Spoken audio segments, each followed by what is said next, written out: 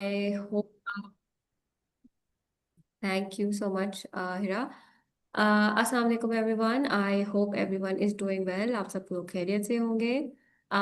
Before हम ये session शुरू करें, मैं अपना एक छोटा सा इंट्रोडक्शन देना चाहूँगी सो दैट आप लोग को भी थोड़ी बहुत पता चल जाए what this session is about, what my background is.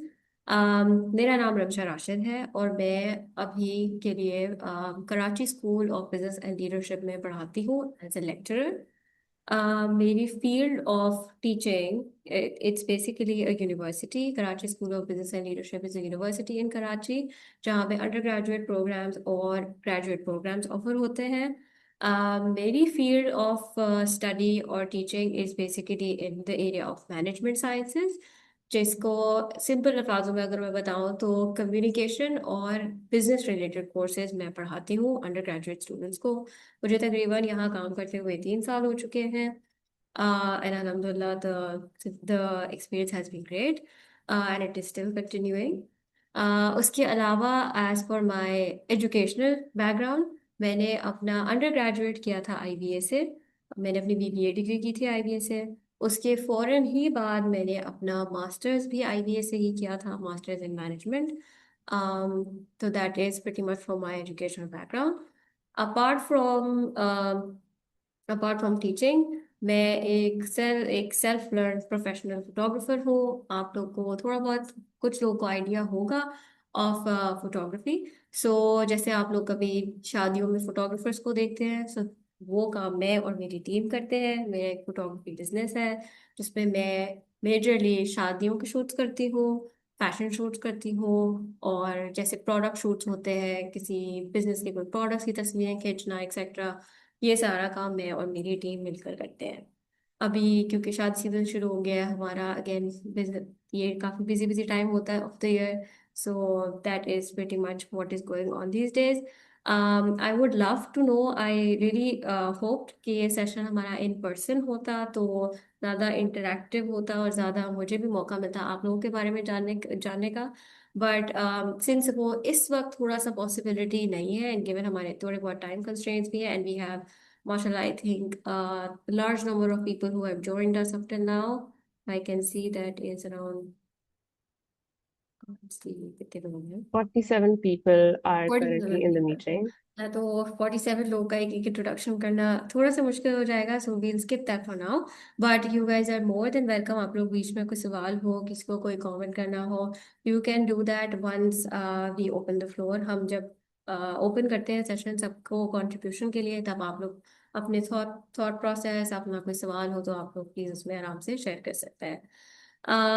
Session शुरू करें मेरा, वी गुड? हेलो। हाँ जी, please let's go. Okay, great. Okay, so the topic for today's workshop, that is basically effective communication and problem solving. Given आप लोग एक teaching background से हैं, मैं खुद एक टीचिंग बैकग्राउंड से हूँ, हमें पूरे आई थिंक जितने भी, चाहे आप किसी भी किस्म का काम कर रहे हो, कुछ भी कर रहे हो, मसले आपके हर जगह आते हैं। और मसलों के अलावा कम्युनिकेशन एक बहुत बड़ी चीज़ होती है जिसको हम, कम्युनिकेशन प्रॉब्लम्स हम हर जगह फेस कर रहे होते हैं। आज की वर्कशॉप जिस चीज़ के बारे में है, मैं अगर कहीं भी काम करूं या कहीं भी जिंदगी में कोई भी काम करूं तो आई अंडरस्टैंड, मुझे ऐसा फील होता है कि जब तक मुझे पता ना हो कि मैं वो काम क्यों कर रही हूँ, मुझे ना वो काम सीखने में मजा आता है, ना वो काम करने में मजा आएगा, और ना ही उस काम में उतनी दिलचस्पी फील होती है, क्योंकि मुझे पता ही नहीं है कि उस काम का एंड गोल क्या है। दैट इज द रीजन मैं अपनी वर्कशॉप को इस क्वेश्चन से शुरू करना चाहूंगी कि हम ये वर्कशॉप क्यों अटेंड कर रहे हैं आज, और आप लोग के लिए ये क्यों बेनिफिशियल होगी। So starting with that, basically communication जो है वो आपके हर तरफ होती है, ठीक है। चाहे आप जब आप बच्चे होते हैं, आप छोटे होते हैं, कम्युनिकेशन आपकी सबसे ज्यादा किससे होती है? अपने माँ बाप से होती है, राइट? आप लोगों ने खुद कभी, मेजोरिटी ने ये एक्सपीरियंस किया होगा कि जिनके बहन भाई होते हैं, जब आप छोटे होते थे तो हमेशा कोई ना कोई एक बहन भाई जरूर ऐसा होता है जिसकी बात माँ बाप सबसे आसानी से मान लेते हैं, राइट? एंड यूर लाइक, यार तुम जाके बात करो तो तुम्हें इजाजत मिल जाएगी। बचपन में हमारे साथ ही बहुत होता था। और जब हम आहिस्ता आहिस्ता बड़े हो जाते हैं और जब हम प्रोफेशनल लाइफ में एंटर हो जाते हैं तो हम देखते हैं यार हमारी टीम में या कोई एक ऐसा इंसान हमारे यूनिवर्सिटी में इंस्ट्रक्टर से बात करने के लिए, टीचर से बात करने के लिए, या फिर जब हम और बड़े हो जाते हैं, प्रोफेशनल सर्कमस्टांसेस में आ जाते हैं, तो हमें पता है हमारी टीम में, हमारी ऑर्गेनाइजेशन में कुछ दो तीन लोग ऐसे होते हैं जिनका हमें पता होता है कि जब वो जाके बॉस से बात करेंगे या वो अगर टीम में कोई बात कहेंगे तो उनकी बात सब मान भी लेंगे कि यार तुम दो ये आइडिया, यार तुम दो ये, तुम्हारी बात हर कोई सुन लेता है, यार तुम्हें वो है कुछ है, बस तुम बात कर लो, मैं नहीं कर रहा, मेरी बात कोई नहीं सुनता। सो वी ऑल, हमने कभी ना कभी जिंदगी में ऐसे एक्सपीरियंसेस जरूर देखे हैं और उनको एक्सपीरियंस खुद भी किया है। लेकिन हम शायद बहुत दफा ये नहीं देखते कि ऐसा क्यों होता है। ये इस वजह से नहीं होता कि आपके माँ बाप को एक कोई पर्टिकुलर बच्चा बहुत ज्यादा पसंद है या फेवरेट है इसलिए वो उसकी बात सुनते हैं, या फिर आपके दोस्तों में बाकी सब दोस्तों को एक इंसान पसंद है इसलिए वो उसकी बात मानते हैं, या फिर आपके ऑफिस में आपके बॉस को एक इंसान बहुत पसंद है, जो कि कभी कभी होता है, आई एग्री। लेकिन बहुत दफा ऐसा होता है कि आपको ऐसा लग रहा होता है कि वो इंसान फेवरेट है इसलिए उसकी बात मानी जा रही है, जबकि ऐसा नहीं होता। वो सारे लोग जो आपको लगता है जिनकी बात आगे सुनी जाती है, उनके पास एक स्पेसिफिक स्किल होती है, और वो स्किल होती है कम्युनिकेशन स्किल, जो कि आपको चाहे आप प्रोफेशनल सर्कमस्टेंसेज में हो चाहे आप पर्सनल सर्कमस्टेंसेज में हो, कम्युनिकेशन इज की। अगर आप आपकी बात करने की स्किल में, अगर आप ये मतलब ये एक वाहिद स्किल है जो आप जिंदगी के हर एस्पेक्ट में देखेंगे आपको काम आएगी, चाहे आप जब आप छोटे हो तब, जब आप बड़े हो तब, आपकी पर्सनल लाइफ हो तब, आप अपने माँ बाप से बात कर रहे हो, आप खुद एक पेरेंट हो और अपने बच्चों से बात कर रहे हो, उसके लिए भी बच्चे को राजी करने के लिए किसी बात पे कम्युनिकेशन स्किल चाहिए होती है, राइट। आपको कुछ खरीदने जा रहे होते हैं, आपको कम्युनिकेशन स्किल चाहिए होती है, भाव ताव करना होता है, दैट्स कम्युनिकेशन। कुछ लोग बहुत अच्छे निगोशिएटर्स होते हैं कि यार ये पैसे कम करा लेता है, क्यों कम करा लेता है, इसलिए क्योंकि उस इंसान के अंदर कम्युनिकेशन स्किल्स की कैपेबिलिटी होती है। So this is basically why communication is important, and इस मेजर रीजन की वजह से ये वर्कशॉप इसेंशियल इसलिए है, ताकि आप सीख सकें कि एक अच्छे कम्युनिकेटर बनने के लिए आपको किन स्किल्स की जरूरत होती है, और अपनी बात सिर्फ कहने की हद तक नहीं, मनवाने की हद तक आप किस तरीके से अपनी बात को मनवा सकते हैं। That is basically the agenda for today's workshop. we move on. Wait a second. Okay. मैंने वाई तो बता दिया कि ये वर्कशॉप क्यों ज़रूरी है और हम इस वर्कशॉप को क्यों इतनी ज़्यादा इसेंशियल है इसको अटेंड करना। some of you might have been convinced, some of you might not.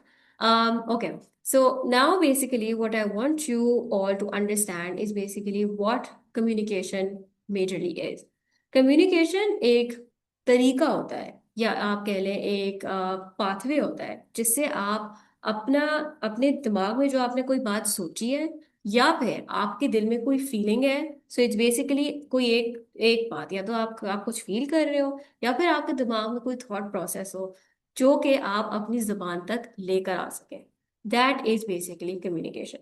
आप लोगों ने बहुत दफा ऐसा एक्सपीरियंस भी किया होगा कि कभी हम किसी आर्ग्यूमेंट में होते हैं, किसी लड़ाई में होते हैं, और दूसरा बंदा कुछ ना कुछ बोल रहा होता है, फिर लाइक यार ये अपनी बात खत्म करे तो मैं इसको ये बात बोलूंगी ना, सही सही मजा आएगा, बात की ना, मेरी इतनी वजनी बात निकालने वाली हूँ ना अपने मुंह से, इस बंदे की समझ, इसको सही समझ आ जाएगी कि मैं क्या बोलना चाह रही हूँ। एंड जैसे ही वो आप बात निकालते हैं अपने मुंह से, एक एक बहुत दफा ऐसा होता है कि वो वैसी बाहर नहीं आती जैसे आपने सोची होती है। इसकी दो वजूहत होती है। नंबर वन, पहला ये कि बहुत दफा जो जिन अल्फाज में आप वो बात बयान कर रहे होते हैं, वो अल्फाज एग्जैक्टली exactly वैसे नहीं होते जिनको आपने सोचा होता है कि वो अल्फाजों में बात बाहर निकलेगी। और दूसरा ये हो सकता है कि आपकी टोन या आपका लहजा, जिस लहजे में आप वो बात करना चाह रहे होते हैं, वो टोन वैसी नहीं होती। तो या तो आपके लफ्जों की वजह से आप मार खा जाते हैं, या तो फिर आप अपने लहजे की वजह से मार खा जाते हैं, जिसकी वजह से दूसरे इंसान को आपकी बात वैसी नहीं परसीव होती जैसे आप चाह रहे होते हैं। ठीक है, that is basically communication, but that is just half part communication. अपने दिमाग की बात या अपने दिल की बात अपनी जुबान तक लाना, that is communication, but that is just half way of communication. दूसरी बात ये होती है कम्युनिकेशन का जो दूसरा हिस्सा होता है, वो ये होता है कि हम बहुत दफा, हमारे अल्फाज भी हमारा साथ दे रहे होते हैं, हमारा लहजा भी हमारा साथ दे रहा होता है, हमारी बात एग्जैक्टली वैसे ही अल्फाज में और उसी लहजे में बाहर आती है जैसे हम चाह रहे होते हैं। लेकिन बहुत दफा ऐसा होता है कि दूसरी साइड या दूसरा इंसान जो आपके सामने होते हैं, जिसको आप वो बात कह रहे होते हैं, वो उसको वैसे परसीव नहीं करता जैसा आप चाह रहे होते हैं। इवन दो आपने सही अल्फाज और सही लहजे में वो बात की होती है। That is basically called ineffective communication.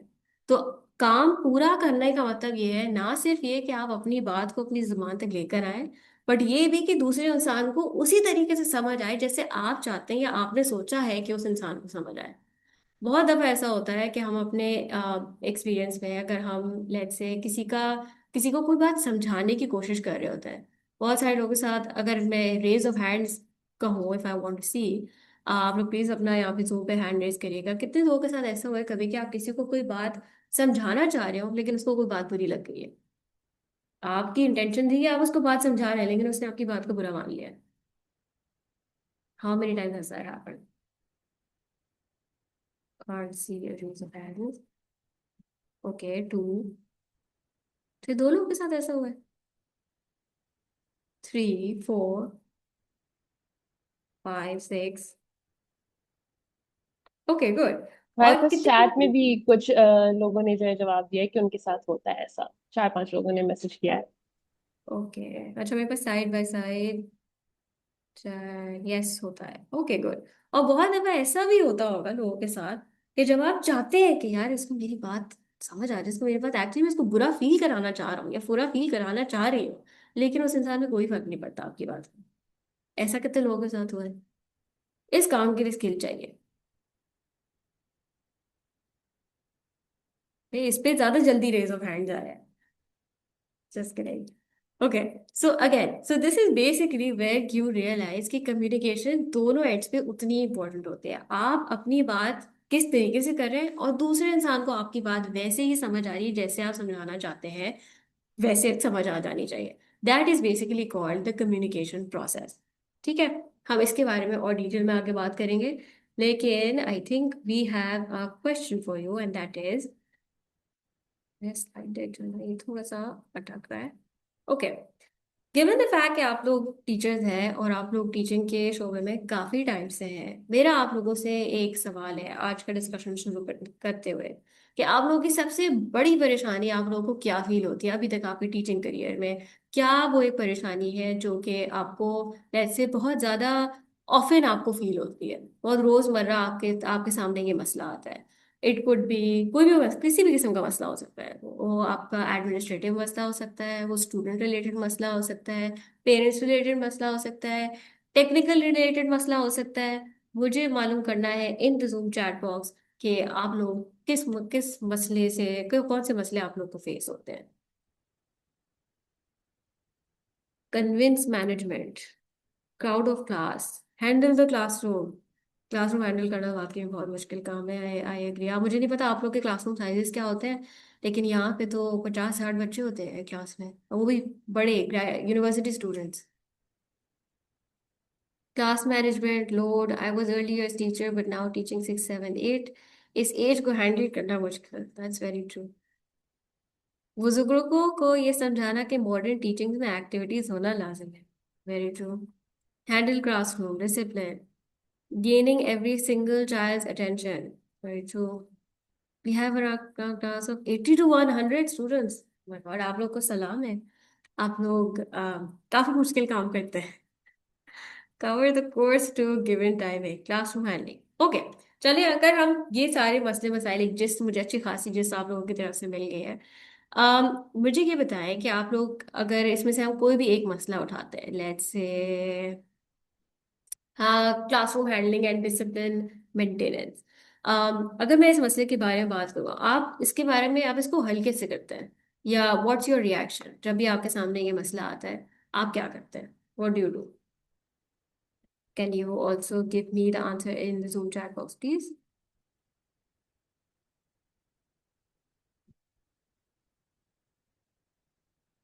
I give extra time.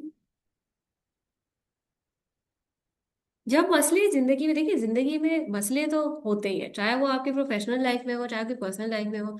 जिंदगी नाम है मसलों का, और वो कभी खत्म नहीं होता। अगर जिंदगी में मसले ना हो तो जिंदगी जिंदगी नहीं होती। That's plain and simple as that. But जब आप प्रोफेशनल सर्कमस्टेंसेज में आपके पास मसले आते हैं, और स्पेशली जब वो उसी वक्त हल नहीं हो रहे होते, तो एक ह्यूमन इंस्टिंक्ट होती है, हमारी इंसानी फितरत होती है, हम फ्रस्ट्रेट हो जाते हैं।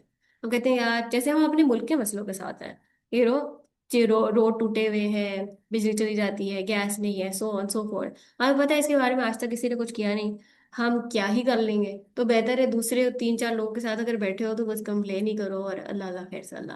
That's basically what we do, right? क्योंकि हमारे अंदर, as I think, as as Pakistani citizen, हमारे अंदर ये बात इन बिल्ट हो चुकी है कि हमें पता है कि कुछ होना नहीं है, राइट? बट ये जो एक माइंडसेट है ना, ये काफी खतरनाक माइंडसेट है।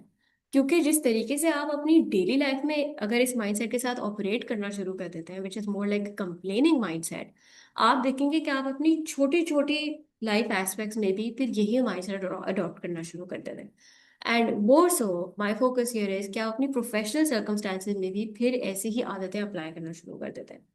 मैं आपको इसका एक एग्जांपल देती हूँ।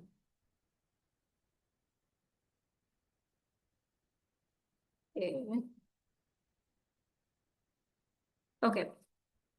कंप्लेन बेसिकली एक हम यूजुअली हम कंप्लेन करते हैं और हम प्रोफेशनल सर्कमस्टेंसेस में बहुत ज़्यादा करते हैं, इसलिए क्योंकि हमें पता है हमारा मसला हमने 10 दफ़ा रेज किया है लेकिन वो हल नहीं होता। या फिर हमें पता है कि हमारा कोई सुनने वाला नहीं है। यू नो, यू आपको अंदाजा हो जाता है एट टाइम्स कि ये मसला मैंने भी, फलाना ने भी, ढमाना ने भी, हमने इतने सारे लोगों ने ये मसले रेज किए हैं लेकिन nobody is doing anything about it. And that comes up with a lot of frustration and hence we start complaining. But complaining का एक कंप्लीटली ऑपोजिट तरीका होता है बात करने का, एंड दैट इज कम्युनिकेटिंग। और हम मालूम करेंगे आज के एक कंप्लेनिंग माइंडसेट वर्सेस अ कम्युनिकेटिंग माइंडसेट में क्या फर्क होता है। आप लोग को I would definitely ask you guys in the zoom chat box, अगर आप लोग बताना चाहें कि आप लोगों को इसमें, इन दोनों वर्ड्स में क्या डिफरेंस नजर आता है। हम आगे एग्जांपल्स भी देखेंगे, इसमें आप लोग को और ज्यादा क्लैरिटी से पता चलेगा। बट वैसे generally what do you think complaining versus communicating mindset का क्या डिफरेंस होता है? Hira, can we have the audience unmuted for this part? बिल्कुल, अगर हमारे पास जो भी बोलना चाहता है अगर वो हैंड रेस कर दे तो हम उनको जो है अनम्यूट कर देंगे, सिंपल एज दैट। या, you can please raise your hand if you would like to answer this question. क्या फर्क होता है, क्या फर्क है इन दोनों में, कंप्लेन वर्सेस कम्युनिकेट? एक टीचर ने लिखा है चैट बॉक्स के अंदर, complaining is reactive and communicating is proactive. तो okay, that's a good one. Productive criticism is the key here according to me. Okay. Yes, sir Hakeem Abdul sahab जो है, Hakim साहब। सर आपको रिक्वेस्ट जी, आ गई बोलिए। होगी अनम्यूट होने की।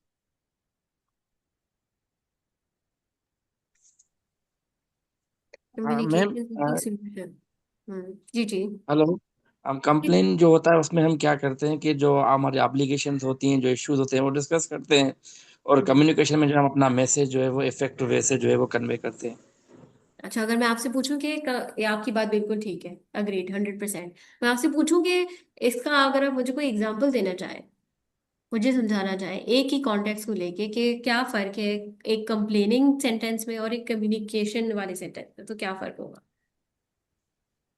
कंप्लेनिंग में हम इस तरह करते हैं कि कोई जैसे जस्ट इश्यूज को हम डिस्कस कर लें। हम्म। कंप्लेनिंग कोई में भी इश्यूज issue- डिस्कस होते हैं, जी। आपस में होते हैं। कंप्लेनिंग में तो आपस में इश्यूज डिस्कस होते हैं। अगर लेट्स से आप मैनेजमेंट से कोई बात करने जा रहे हैं तो उसमें आप कंप्लेनिंग करेंगे या फिर आप कम्युनिकेट करेंगे? और अगर आप कोई एक जो भी करेंगे, आप बताएं वो आप कैसे करेंगे? अगर आप मुझे कोई एग्जांपल दे सके तो। अगर कोई और इसमें इनपुट देना चाहे वो भी दे सकता है प्लीज। जी, इसमें मुनीब आलम साहब का भी हाथ खड़ा है, तो हम इनको भी अनम्यूट करने की रिक्वेस्ट फिर से। हम्म। जी सर। अस्सलाम वालेकुम। वालेकुम सलाम। अच्छा, मुझे लगता है कि कंप्लेन मीन्स सिर्फ जो है ना बता देना है कि अपने हेड से जाकर डिस्कस किया कि ये बच्चा ये इशू कर रहा है, उसको पढ़ाई में नंबर नहीं आ रहे, मेरे सब्जेक्ट में ये लीस्ट इंटरेस्टेड है, ये जो हम्म। है कंप्लेन है। लेकिन अगर मैं जाकर उनसे बात करता हूँ कि सर ये बच्चे का इशू है, लेट सपोज फिजिक्स के टॉपिक से, कि ये इस टॉपिक में मैकेनिक्स में इंटरेस्ट नहीं ले रहा है, मैं ये हम्म। सोच रहा हूँ कि मैं इसको जो है इस तरीके से पढ़ा लूँ, ये एक्टिविटी है ये, तो आपके इसमें तो मेरे ख्याल से ये कम्युनिकेशन। और फिर बच्चे से भी बात करना कि जो and user and in the last के बेटा क्या प्रॉब्लम है, इस तरह से क्या इशू आ रहा है, तो ये कम्युनिकेशन है। कंप्लेन में सिर्फ जो है प्रॉब्लम प्रॉब्लम प्रॉब्लम हो रही है, यहाँ पर सॉल्यूशन और उसकी मिटिगेशन की भी बात हो रही है शायद। Very good, very true. काफी अच्छे खासे तरीके से आपने समझा दिया। That's actually very nice. हम थोड़े से एग्जांपल्स भी देखते हैं। थैंक यू सो मच, आपने इसको अच्छे तरीके से एक्सप्लेन किया है। हमें थोड़े से और एग्जांपल्स भी देखते हैं जिसमें हमें इनकी बात भी और ज्यादा सही से समझ आएगी, और फिर आगे हम इसको थोड़ा और डिस्कस करते हैं कि इन दोनों माइंडसेट्स में क्या डिफरेंस है। इज देयर एनीवन, किसी और को इसमें कोई इनपुट ऐड करना है, और इफ वी कैन, और we can move to the next slide. जी, आई थिंक सर कामरान क्या कोई जी, इनपुट है? कामरान साहब। Assalamu alaikum. I am Kamran Ahmed. And yes ma'am, complaining simply जो है ना वो एक नेगेटिव सेंस क्रिएट करता है, जबकि कम्युनिकेशन जो है ना वो हमेशा पॉजिटिव सेंस क्रिएट करता है। आप अगर हम्म। कंप्लेनिंग करते हैं तो सामने वाला कम्युनिकेशन जो, हमेशा पॉजिटिव होती है। अच्छा, ये वाला जो जी हाँ, part है ना, ये आप पार्ट करके रखिएगा अपने पास, हम आगे डिस्कशन में इसको वापस इस पे आएंगे। ठीक है। ज़रूर ज़रूर। कंप्लेनिंग में नॉर्मली होता ये है कि सामने वाला जो कंप्लेन सुनता है ना वो भी एक वक्त आता है बेजार हो जाता है। बिल्कुल। बट कम्युनिकेशन में क्या होता है, आपके पास एक सॉल्यूशन भी साथ में होता है और आप उनके पास जाते हैं और उनको बताते हैं that is the problem and this is the solution, now suggest me what should I do, if you have any suggestion. तो इस तरह से communication is a better way to achieve hmm. Anything. Very true. Agreed. Anybody else who would like to add something? एक बहुत ही interesting comment हमारे पास आया है miss Sabeen का। वो कह रही हैं कि मैम कभी ऐसा भी होता है कि जब हम कोई भी कम्युनिकेशन करते हैं तो कुछ टाइम बाद वो ही हमारे लिए कंप्लेंट बन के जो है हमारे ऊपर आ जाती है। तो ऐसी सिचुएशन में हम क्या करें? ये काफी मुश्किल सिचुएशन है, बट अगेन आई फील, देखिए मेरा पर्सनल पर्सपेक्टिव है, आपका तरीकेकार of complain would definitely tell कि वो आपके पास, आप जब कोई बात कम्युनिकेट करते हैं और अगर वो आपकी, तो आपके पास वापस कंप्लेन के तौर पे आ रही है, तो इसका मतलब है आपने कम्युनिकेट प्रॉबली या तो सही इंसान के साथ नहीं किया है, या तो सही तरीके से नहीं किया है। क्योंकि अगर वो सही इंसान से होती और वो सही तरीके से की जाती, तो फिर ये एक यू टर्न ना लेती है communication. But I understand at times in organisations ऐसा होता है, थोड़े से अनहेल्दी कल्चर्स में ऐसा होता है। इसका लेकिन हम कुछ कर नहीं सकते। लेकिन इन इन इन सच सर्कमस्टांसेस आई फील, आप, अगर आपको पता है कि आप अपनी बात ठीक कर रहे हैं, आप हक पर हैं और आपने कोई गलत बात नहीं की है, तो आपको डरने की जरूरत नहीं है। अगर आपने सही बंदे से सही तरीकेकार और बगैर बदतमीजी किए अपना पॉइंट क्लियरली किसी के सामने रखा है, तो उसमें डरने की क्या बात है? कोई कंप्लेन करता है आपके बारे में, करता रहे, आपने तो जायज बात किया, तो फिर किस बात का डरना?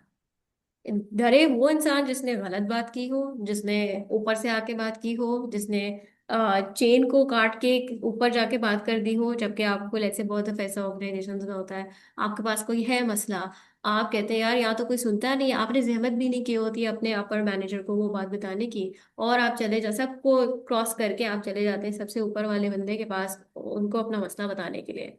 That is bad. So that is basically, इसको मैं रेफर करी हूँ, गलत तरीका है ये कम्युनिकेट करने का। तो एट टाइम्स जब आप ऐसा कुछ करते हैं, तो फिर obviously there will be repercussions, उसके हमेशा कोई ना कोई कॉन्सिक्वेंसेस होंगे। अगर आप बाईपास करेंगे उस चैनल को जो कि एक्चुअली एक ऑथेंटिक चैनल है अपनी बात को आगे लेकर जाना। जैसे मैं अगर एग्जांपल दूं, यहाँ पे हमारे स्टूडेंट्स में बहुत होता है, किसी का कोई भी मसला होगा क्लास रिलेटेड, तो हमारे हमारे क्लासरूम्स में हमारे पास एक इंस्ट्रक्टर होता है, एक आरए या टीए होता है, और स्टूडेंट्स होते हैं।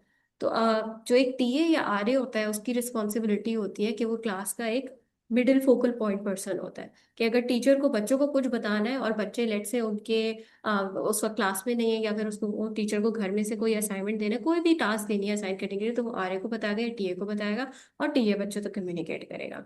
सिमिलरली अगर बच्चों को कोई मसला आता है और टीचर उस वक्त कैंपस में नहीं है, कोई कंसर्न है पढ़ाई रिलेटेड या नॉन पढ़ाई रिलेटेड, कोई भी कंसर्न है, टीचर अच्छा नहीं पढ़ाता, टीचर ने लेट्स से बहुत डांटते हैं, बहुत फास्ट जाते हैं, बहुत स्लो करते हैं, स्लो पढ़ाते हैं, क्लासेस मिस कर देते हैं, एक्स वाई जी कोई भी इशू है, तो उनका पहले काम है कि वो या तो पहले अपने टीए को बताएं, टीए उस इंस्ट्रक्टर को बताएगा कि ये मसले मसाइल बच्चे फेस कर रहे हैं, आप इसको प्लीज क्लास में कवर अप करें या फिर इसको बेहतर करने की कोशिश करें। और अगर बच्चों को फील होता है कि ये लेट्स से इंस्ट्रक्टर ने इस पे काम किया लेकिन उसमें कोई बेहतरी नहीं आ रही, everybody is human and there is a system for things, let's say वो चीज़ इंप्रूव नहीं हुई, तो उसके बाद तरीकेकार है कि आप उस टीचर के क्लस्टर हेड या जो भी उसके ऊपर जो प्रोग्राम मैनेजर है, जो भी मैनेजर है, उनके पास जाके ये बात करें कि हमने ये किया था और इसका कोई हल नहीं निकला, अब आप बताएं, अब हम आपके पास आए because this did not work out, because ये इसका हल नहीं निकला, अब हम आपके पास आ रहे हैं आफ्टर ऑल आवर एफर्ट्स। अब आप बताएं कि इसका क्या सोल्यूशन निकल सकता है। यही अगर मैं इसको कम्प्लीटली ऑपोजिट करूँ, यहाँ पे स्टूडेंट्स यूजुअली क्या करते हैं, वो टीए को नहीं बताएंगे क्या मसला है, वो टीचर को भी जहमत नहीं करते बताने की कि क्या मसला है क्लास में, वो चले जाएंगे ऊपर स्ट्रेट, या तो डिपार्टमेंट हेड के पास। बहुत दफा तो बच्चे डीन साहब के पास भी चले जाते हैं उनको कंप्लेन करने के लिए, इस इंस्ट्रक्टर ने फलाना फलाना किया क्लास में। भाई, जो इंस्ट्रक्टर को पता भी नहीं होता और इतना सब कुछ हो चुका होता है। मतलब अगर उस बात में कोई गुंजाइश होती कि वो ठीक हो सकती थी, वो विद इन क्लास मैनेज हो सकती थी, तो आप वो अपॉर्चुनिटी छोड़ देते हैं। सिमिलरली ये जो मैं एक स्टूडेंट का एग्जांपल दे रही हूँ, ये हम एज एम्प्लॉयज भी बहुत दफा करते हैं अपनी मैनेजमेंट के साथ, कि हम टॉप मैनेजमेंट को अप्रोच करने की कोशिश करते हैं बीच में से बाईपास करके। आई अंडरस्टैंड बहुत सारी ऑर्गेनाइजेशन में बहुत डिफरेंट स्ट्रक्चर्स होते हैं, बहुत डिफरेंट सिस्टम्स होते हैं। आपको बहुत दफा रोका जाता है कि नहीं, आपकी आपकी कंप्लेन ये तो होता रहता है, आपने इतना बड़ा कोई मसला नहीं है। बट एक अगर सही तरीके से आप अपनी बात करें, उस पर थोड़े से परसिस्टेंट रहें, तो पत्थर भी पानी गिरने से उसमें सुराख हो ही जाता है। Right, and I personally believe, इस बात पे मेरा बहुत ज़्यादा बिलीव है कि आप जब किसी चीज़ को परसिस्टेंटली करते हैं, कंसिस्टेंटली करते हैं, किसी को नज़र आ रहा है यार एक जायज़ मसला है जो कि जिस पे इतने टाइम से काम नहीं हुआ, लेकिन ये इंसान परसिस्टेंट है, ये चंद लोग या बहुत सारे लोग इस मसले से दो चार हो रहे हैं और इस मसले को अब बहुत हो गया, अब हमें इसको कुछ करना पड़ेगा, बिकॉज जब वो दिखता है कि आप परसिस्टेंट हैं किसी चीज़ के पीछे, वो मसला चला आ रहा है। और let's say because you never know, organization से बहुत सारे मसले मसाइल होते हैं, इधर it could be budget constraints, policy constraints, it could be anything. अगर आप उस मसले को एक दफा लेके किसी ने हल नहीं किया और आप पीछे बैठ गए हाथ बांध के, तो दूसरा बंदा भी यही कहेगा ना, यार इतना तो इम्पोर्टेंट मसला था ही नहीं, अगर होता तो फिर ही वापस आते मेरे पास। So you need to understand both aspects, from the person who is making the complaint and also from the person who is listening to the complaint. हर किसी के पास अगर हल होता ऑफ सॉल्विंग थिंग्स तो वो फौरन हो जाता है, लेकिन कोई भी चीज़ प्रैक्टिकली मैजिकली नहीं ठीक होती। चीज़ों को टाइम देना पड़ता है, चीज़ों में थोड़ा सा पेशेंस लगाना पड़ता है। और लेकिन I feel in all of this you have to be consistent and persistent. आप लगे रहें अपने उस बात पे कायम रहें और उससे पीछे ना हटें। मैं ये बात अपनी बिजनेस के कोर्सेज में भी समझाती हूँ, जो कि मुझे लगता है कि not just business, personal life, professional life, her Avenue में आपको ये बात आई थिंक आप लोग भी एग्री करेंगे। जहाँ जब तक आप किसी चीज़ को कंसिस्टेंटली नहीं करते, वो चीज़ कभी भी रंग नहीं आती। एक दिन एक्सरसाइज करने से कुछ नहीं होता। आपका वजन तभी कम होगा जब आप कंसिस्टेंटली एक डेढ़ महीने तक हर रोज वही स्केड्यूल फॉलो करें, तभी आप रिजल्ट्स देखते हैं। एक दिन कर लिया, एक दिन छोड़ दिया, एक दिन कर लिया, एक दिन छोड़ दिया, उससे आपको वो रिजल्ट्स नहीं दिखेंगे compare to someone who is exercising every other day. Right, so persistency in every aspect of life, whether it's a complaint, whether it's communication, whether that's losing weight, whether that's studying, whether that's getting good grades, पढ़ाई आप हर रोज करेंगे तभी कुछ ना कुछ होगा, right, तभी difference आता है। So coming back to the topic, complaining versus communication, I have a few examples for you guys जो आप देखेंगे और आपको फिर ज़्यादा सही समझ आएगा कि इन दोनों माइंडसेट्स में क्या डिफरेंस है। Okay, so I have an example here that is, लेकिन आप लोग इसको थोड़ा सा गौर से सुनिएगा भी और देखिएगा भी। Sir, you always give us so much work, we can't handle it. This is one example, ठीक है, ऑफ अ कंप्लेनिंग माइंडसेट। और इसी को अगर हम कम्युनिकेटिव माइंडसेट से देखें तो ये क्या हो सकता है और बेहतर हो सकता है। Currently I am managing 8 sections। To complete the activity properly, I'll need either more time or support with class distribution. What do you suggest? Can you see the difference? There is a huge difference between the two sentences. हम आगे और दो examples देखेंगे और फिर हम discuss करते हैं कि इन तीनों एग्जाम्पल्स में क्या डिफरेंसेस है। Second one, we never have enough markers, nothing is provided on time. हर किसी का, हर ये मैंने आप लोगों की लाइफ से लिंक्ड एग्जाम्पल्स दिए जो कि हमारे यहाँ भी होती है ही, सेम प्रोनाउंस होना हम भी करते हैं। तो मैंने सोचा कि ऐसे एग्जाम्पल्स दूँ जो कि ज़्यादा रिलेटेबल हो from your perspective also. We never have enough markers, nothing is provided on time. कभी कुछ होता ही नहीं, कभी मार्कर नहीं होते, हमेशा इनका यही है, कभी कोई किसी ख्याल ही नहीं रखता क्लास में मार्कर होने चाहिए। A communicative mindset would be, I've noticed that markers run out quickly. Could we set a weekly refill system? I'm happy to help coordinate it. अगर मैं इसको सिंपल अल्फाजों में बोलूँ तो ये है कि मैंने देखा है कि मार्कर्स बहुत जल्दी ख़त्म हो जाते हैं। क्या हम कोई ऐसा सिस्टम बना सकते हैं, कोई रीफिलिंग सिस्टम बना सकते हैं जिसमें हम कोई स्केड्यूल रखें कि हर हफ्ते मार्कर्स रीफिल हो, etcetera etcetera, it could be anything. अगर इसमें हेल्प चाहिए, इस प्रोसेस को लाइन अप करना है, मैं इसमें हेल्प करने में, मैं इसको फुली रेडी हूँ इसमें इसमें हेल्प आउट करने के लिए। This is the second example. Now we look at the third example. हमेशा चार्ट पेपर नहीं मिलता। आप क्लास में कोई एक्टिविटीज करा रहे होते हैं, आपने पहले से बोला हुआ होता है एडमिन को हमें चार्ट पेपर की जरूरत होगी, लेकिन जैसे ही एक्टिविटी शुरू होगी यही होगा, चार्ट पेपर क्लास में नहीं होगा, या फिर आपको 10 आवाजें लगानी पड़ेगी, 10 लोगों को कहना पड़ेगा मुझे चार्ट पेपर चाहिए। And this is what generally happens. So this is a complaining mindset. And how do we communicate the exact same thing in the exact same scenario? Sir ma'am next week active, again proactive, आप में से किसी ने ये point mention किया था which is a very good point. Sir ma'am next week activity के लिए चार्ट पेपर चाहिए होगा, अगर हम ऑर्डर कर दें तो बच्चों का काम टाइम पे हो जाएगा। This is again a very generic example. So proactiveness of the fact कि आपको पता है, आप अवेयर हैं, ये पहली दफा नहीं हो रहा कि चार्ट पेपर खत्म हो रहा है, आपको पता है चार्ट पेपर आपको कहने के बावजूद नहीं मिलेगा। So you take another direction to it, you go up to the management और whoever इज हेडिंग, आपका जो भी हेड है, आप उनके पास जाएंगे कि ये पहले हो चुका है और क्योंकि मैंने इस हफ्ते एक्टिविटी रखी है, बेहतर होगा कि अगर हम चार्ट पेपर पहले से रख लें ताकि बच्चों की एक्टिविटी टाइम पे खत्म हो जाए। ठीक है, these are the 3 examples I wanted to share with you. Now we come to understanding कि इन तीनों एग्जाम्पल्स में क्या फर्क था, और कंप्लेनिंग माइंडसेट और एक कम्युनिकेटिंग माइंडसेट में क्या फर्क होता है। नंबर 1, कंप्लेन करने में क्या होता है, आप बेसिकली फ्रस्ट्रेशन या फीलिंग से बात कर रहे हैं, आप बहुत ही इमोशनल साइड से बात कर रहे होते हैं दूसरे इंसान से। It's a release of frustration और एक्सप्रेसिंग डिससेटिस्फैक्शन।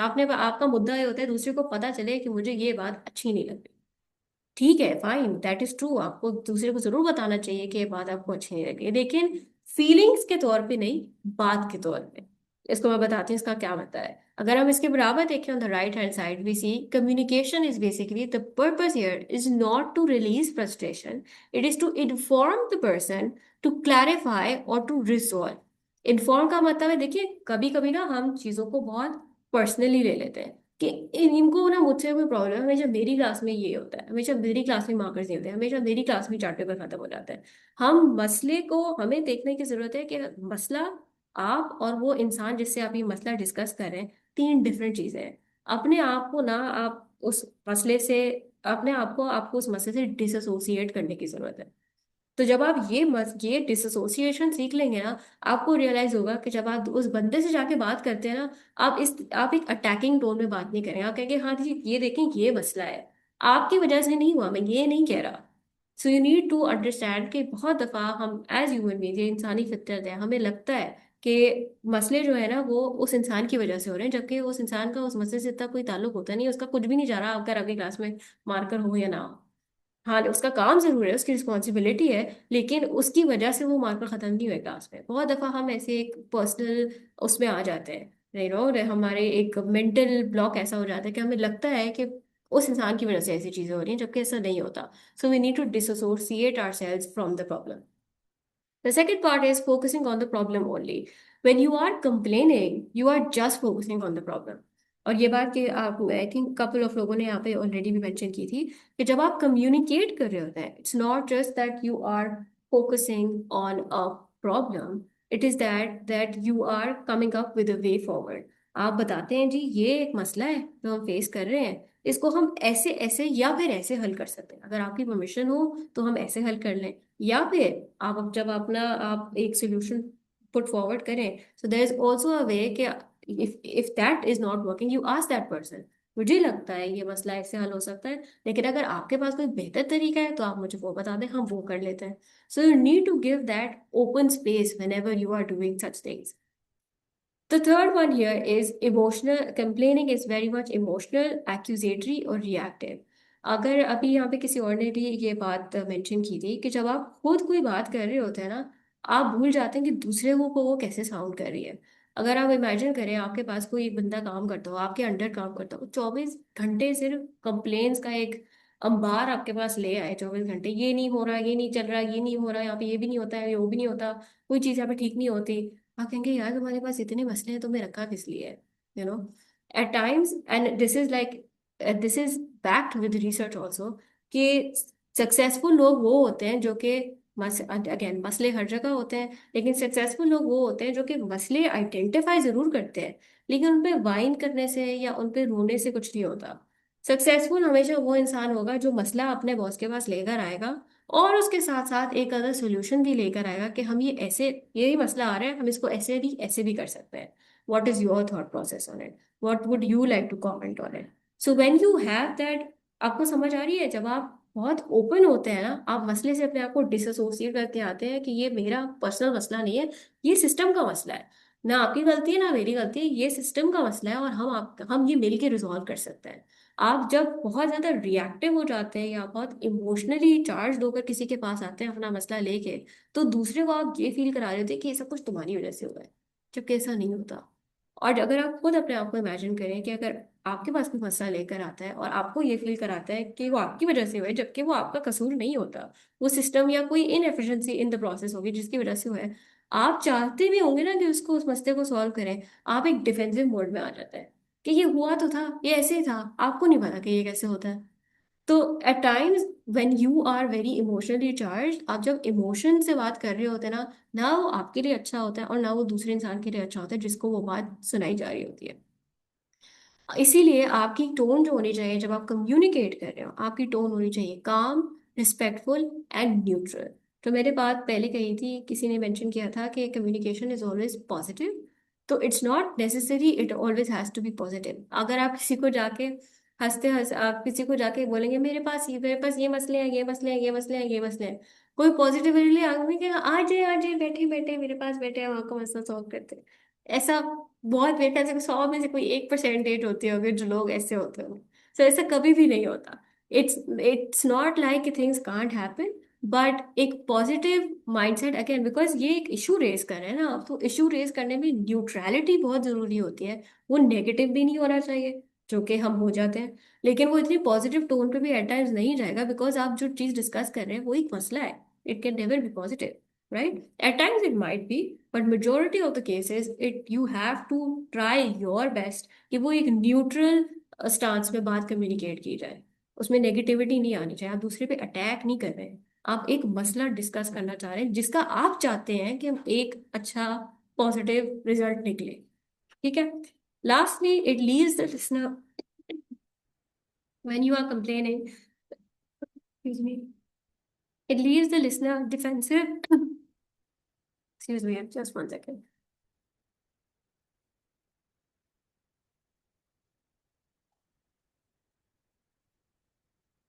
आज मेरी सुबह क्लास, दोपहर में क्लास भी थी और उसके बाद ये है, तो मम्मी की आवाज़ ऑलमोस्ट जा चुकी है। It leaves the listener defensive और unsure how to help. Again वही वाली बात, जब आप किसी के पास अपने कंप्लेंट्स का एक वो लेकर जाते हैं, तो एक एक एक बैगेज लेकर जा रहे होते हैं, तो दूसरा बंदा चाहे अच्छे मूड में हो भी, वो जस्ट बिकॉज आप उसके पास इतनी सारी कंप्लेंट्स लेकर जा रहे होते हैं और आपकी टोन या आपके अल्फाज ऐसे होते हैं, वो अगर उस वक्त अच्छे मूड में होगा भी ना कि वो उस मसले को हेल्प आउट कर पाए, आपकी हेल्प कर सके, वो नहीं करेगा, बिकॉज वो भी एक डिफेंसिव मोड में आ जाएगा, "यार, ये कहाँ से आए?" You know and that happens. अगर आप अपने आप को उस इंसान के शूज में रखें, आपको रियलाइज होगा कि these things happen. So when you communicate it leads to understanding, collaboration and action. अगर आपकी टोन न्यूट्रल होगी, आपके अल्फाज आपने बहुत सही तरीके से चुने होंगे, you will understand that it is going to make a huge difference in your conversation abilities. अब कंप्लेनिंग और कम्युनिकेटिंग एक जो माइंडसेट है, अपनी बात को from a complaining to a communicating mindset, how do bring about that change? That is basically the next part, and that's the second part of our workshop today. That is the 3 C's of effective communication. हम इसको एक एक करके देखेंगे। 3 C's, which is alphabet के जो ABC का C होता है, कम्युनिकेशन में वैसे 7 C's होते हैं, लेकिन हम 3 C's relative to this workshop, हम 3 C's के बारे में बात करेंगे। The first one is clarity. Clarity का क्या मतलब होता है? Clarity is basically बात साफ होनी चाहिए। साफ इन द सेंस आप वेग बातें ना करें। फॉर एग्जाम्पल, अब मैं आपको इसका एग्जाम्पल भी आगे देती हूँ। आई थिंक मैं पहले आपको एग्जाम्पल दिखा देती हूँ। फॉर एग्जाम्पल, सिस्टम बिल्कुल काम नहीं कर रहा है, दिस इज वेग। क्लैरिटी किस चीज में है? अटेंडेंस सॉफ्टवेयर ओपन हो रहा है लेकिन सेव ऑप्शन मिसिंग है। अगर आप किसी को अपनी बात समझा रहे हैं, आपका सिस्टम नहीं चल रहा, लेट्स से अटेंडेंस पोर्टल है, असाइनमेंट पोर्टल है, कुछ भी है, बस आपने कहते सिस्टम ही नहीं चल रहा मैडम, सिस्टम नहीं चल रहा, भाई दूसरे इंसान को कैसे पता चलेगा? वो सिस्टम ऑन करेगा, पोर्टल चल रहा होगा, वो कहेगा भाई सिस्टम तो चल रहा है, आई डोंट नो इनको क्या मसला है। तो वो बात फिर वहीं रह जाती है, वो बंदा कहेगा यार इसको तो मसला बताना ही नहीं आता, मैं इसका मसला हल कैसे करूँ? So you need to understand, बहुत दफा ऐसा होता है कि आप अपनी बात को क्लैरिटी के साथ कम्युनिकेट नहीं कर रहे होते दूसरे इंसान को, तो वो उस मसले का हल कैसे निकालेगा? So you need to be very much particular about what you are saying. Clarity in this case is, बजाय इसके कि आप ये कहें सिस्टम बिल्कुल भी काम नहीं कर रहा है, आप ये कहें अटेंडेंस ऑफर ओपन हो रहा है लेकिन इसमें एक्स वाई जी ऑप्शन नहीं चल रहा है। फॉर एग्जाम्पल लेट्स से उसमें कोई सेव का बटन है वो नहीं चल रहा, या उसमें स्क्रीनशॉट लेने का ऑप्शन है वो नहीं चल रहा, लेट्स से, क्योंकि बहुत अभी टेक्निकल इश्यूज ऐसे होते हैं कि आपको उनको समझाने में एक्चुअली स्क्रीनशॉट्स की मदद लेनी पड़ती है, या आपको फोन से रिकॉर्डिंग करनी पड़ेगी अपनी स्क्रीन की। हमारे यहाँ बहुत ज्यादा टेक इश्यूज होते हैं हमारे स्टूडेंट पोर्टल पे, लिटरली फिर वो हमसे कहते नहीं आप हमें पूरा लिख कर दें, आप पहले किस ऑप्शन पे गई, फिर आप किस ऑप्शन पे गई, फिर क्या हुआ and so on so forth, because trouble shooting otherwise उनके लिए बहुत मुश्किल होती है। पहले मैं कहती थी यार कितना खुआरी वाला काम है, इनको समझ को तो ये पता होना चाहिए कि ये मसले आते रहते होंगे इनके पास, बट क्या पता वो मसला उनके पास पहली दफा आ रहा हो, यू नेवर नो। और ऐसा फिर आई रियलाइज जब हम ज्यादा सिस्टम को अंडरस्टैंड करने लगे तब हमें समझ आया नहीं यार ये बहुत अलग किस्म के इश्यूज आते हैं सबके पास, क्योंकि हर किसी के सॉफ्टवेयर में डिफरेंट डिफरेंट ऑप्शंस है एंड यू नेवर नो कि कौन सा ऑप्शन किस तरीके से दूसरे के पास आ रहा हो। बहुत दफा ऐसा होता है ऑप्शन या फिर वो एक फॉल्टी एरर सिर्फ आपके पास आ रहा होता है बिकॉज आपका इंटरनेट नहीं चल रहा, या फिर आपके लैपटॉप में या कोई चीज़ कोई ड्राइवर आपके पास डाउनलोडेड नहीं है, सिर्फ आपके पास आता है लेकिन उनके एंड पे सिस्टम बिल्कुल ठीक होता है। So it is probably something in your system और इन योर इंटरनेट और समथिंग जिसकी वजह से आपका कोई सर्टेन ऑप्शन नहीं चल रहा होता, लेकिन उसको सॉल्व कराने के लिए सही तरीके से बताना अपना इशू जरूरी है। That is basically called clarity. अगर हम क्लैरिटी की थोड़ी डेप्थ में जाते हैं तो बेसिकली क्लैरिटी इज कि जब आप अपनी बात करने जाएं किसी के पास तो थोड़ी सी प्रेपरेशन करके जाना चाहिए। ऐसा आई एम नॉट श्योर कितने लोगों के साथ होता है बट मेरे साथ बहुत होता है, आई थिंक मेजोरिटी के साथ होता होगा। आप यूजुअली जब किसी बड़ी अथॉरिटी से बात करने जा रहे थे, स्पेशली इन पर्सन बात करने जा रहे होते हैं, तो आपको लगता है आप फुल प्रिपेयर करते हैं यार, ये बोलना है फिर ये बोलना है फिर ये बोलना है, मुझे ये तीन बातें आज इनसे डिस्कस करनी है। किसी बॉस से बात कर रहे हो, किसी हायर अथॉरिटी से बात करने जा रहे हो, उनके रूम में ऑफिस में थोड़ी सी डॉन्टिंग फीलिंग होती है ना, थोड़ा सा डर लगता है। तो जब आप जाते हैं नोट्स बना के जाते हैं, इवन आफ्टर प्रेपरेशन आप बहुत दफा वो कुछ बोल आते हैं जो कि आप बोलने की जरूरत नहीं होती, और जो बोलना चाहिए था वो आपको बाहर कमरे से जैसे ही आप कदम बाहर रखेंगे कमरे से आपको रियलाइज हो शिट यार ये बात तो इनसे कही तो मैं भूल ही गया, या फिर ये बात तो रह ही गई जिसके लिए आया था वो बात तो हुई नहीं। So this happens and for clarity this is very much necessary कि आप पहली बात अपनी चीज़ों को थोड़ा सा प्रिपेयर करके जाएं, अपने माइंड को भी प्रिपेयर करके जाएं और फिर किसी से बात करें। सो प्रेपरेशन इज वन, सबसे पहले preparation is necessary. The second point is be specific and not वेग, जिसका मैंने आप लोग को ऑलरेडी एक एग्जाम्पल दिखा चुकी हूँ previously. The third one is स्टेटिंग facts and not emotions. बहुत दफा ऐसा होता है जब हम स्पेशली अपने बॉसेस से कोई बात करना चाह रहे होते हैं, let's say for example regarding workload etcetera.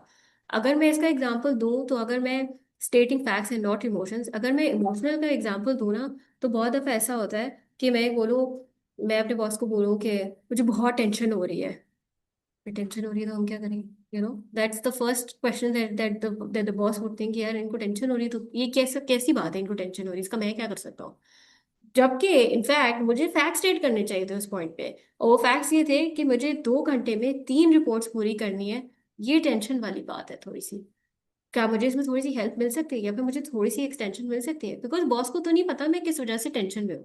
मैं अगर अपना सिर्फ इमोशन जाहिर करूंगी that is not going to help. I need to state facts, मेरे पास ये काम है ये काम है ये काम है और मुझे इतने टाइम में ये और फलाना चीज देनी है।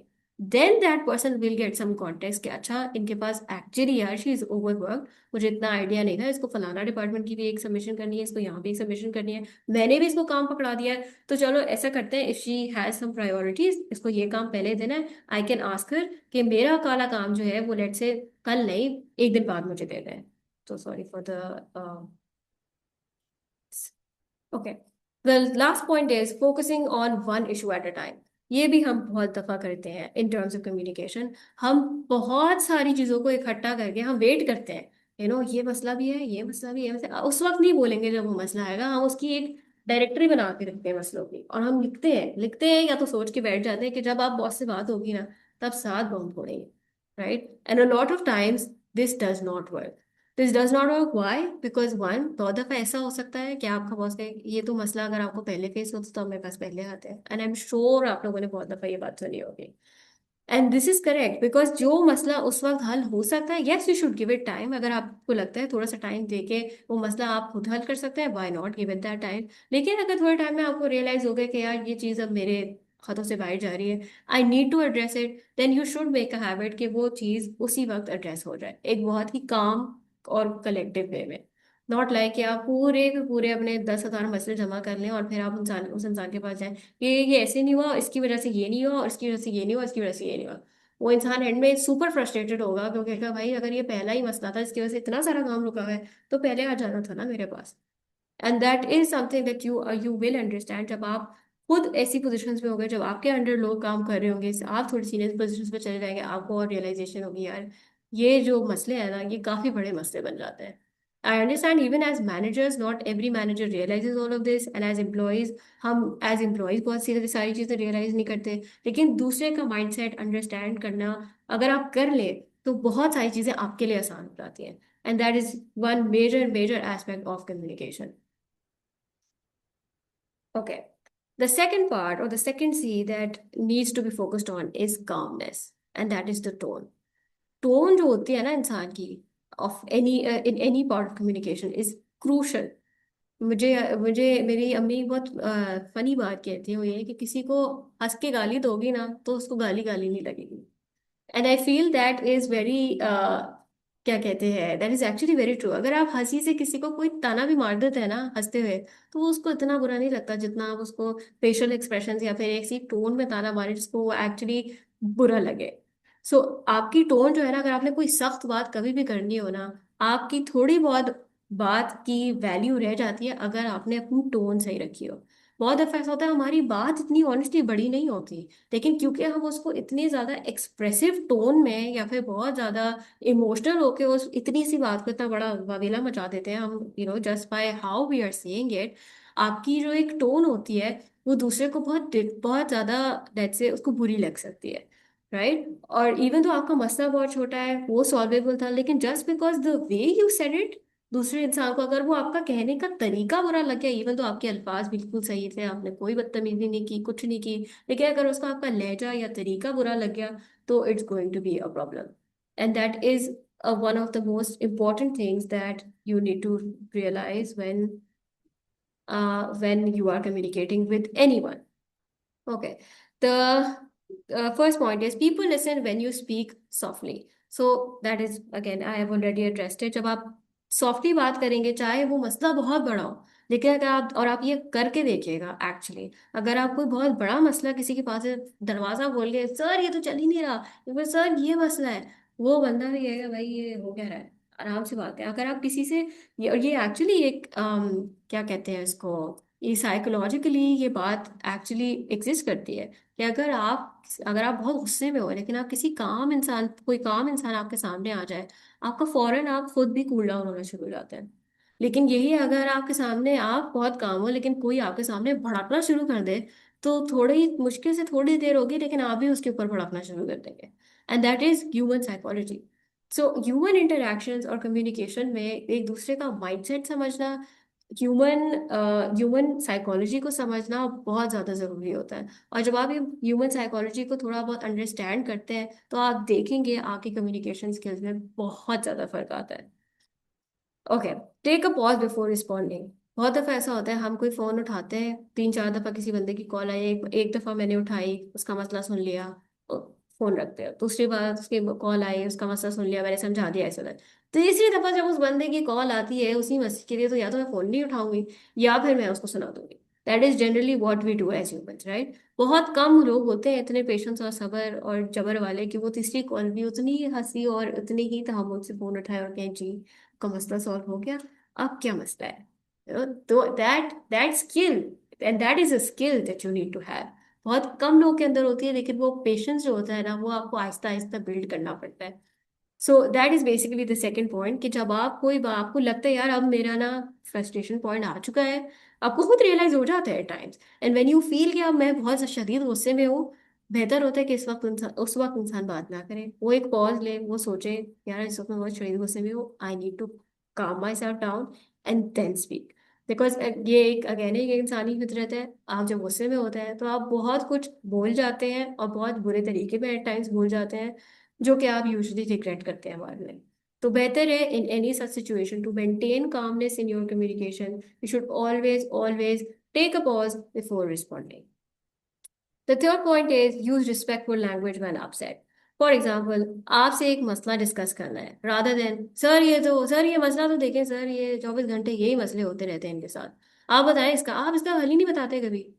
दैट टोन और सेइंग सर अस्सलाम वालेकुम सर, आपसे एक आप फ्री हैं, 2 मिनट आपसे बात हो सकती है, आपसे एक मसला डिस्कस करना था, rather than throwing the मसला on the face of the person, if you just give that room, दूसरा बंदा शायद कोई काम भी कर रहा होगा ना, वो कहेगा यार मैं तो प्यार से पूछने आया था, अपना काम है, 2 मिनट बाद अगर अपना काम कर लूँ तो कोई मसला नहीं होगा, जी आए बैठे हैं बताएं अपना मसला।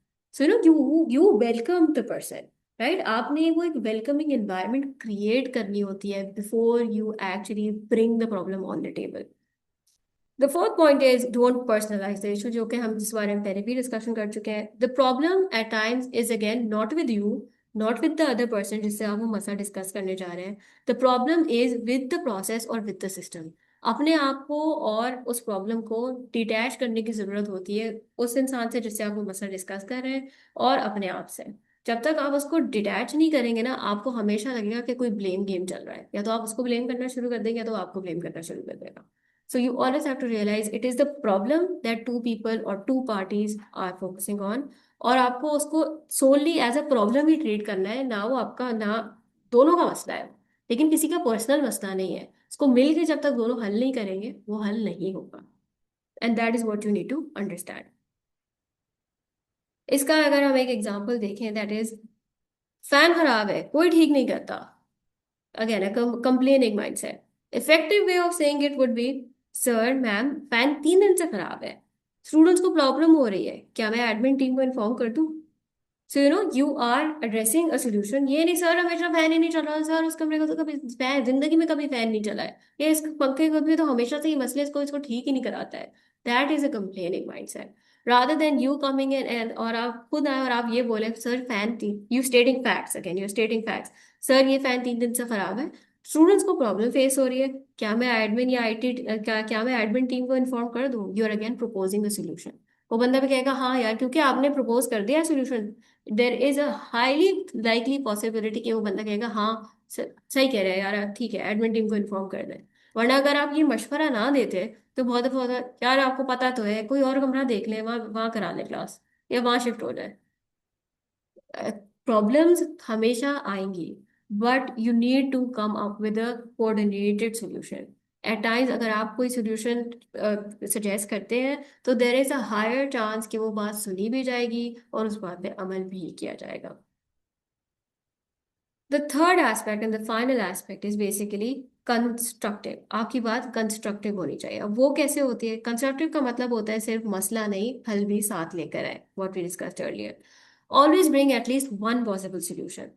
Second point is instead of blaming ask for support. For example आपकी गाइडेंस चाहिए थी, instead of just blaming the person कि आपकी वजह से ये नहीं हुआ या आप ये मसला नहीं देखते XYZ, अगर आप किसी को जाके ये बोले मुझे आपकी थोड़ी सी गाइडेंस चाहिए थी इसमें, जैसे होता है ना आप किसी, and again this is again ये एक ह्यूमन नेचर है, आप कभी भी किसी से किसी के बारे में कोई सवाल पूछते हैं, किसी का नाम पूछते हैं ना, तो उसको वो बात याद रहती है, राइट? आप किसी बड़ी सी गैदरिंग में हो, आप वहां जाए, लेकिन अगर कोई आपको सर्टेन अटेंशन देता है तो आपको वो इंसान याद रहता है क्योंकि उस इंसान ने आपको अटेंशन दी होती है।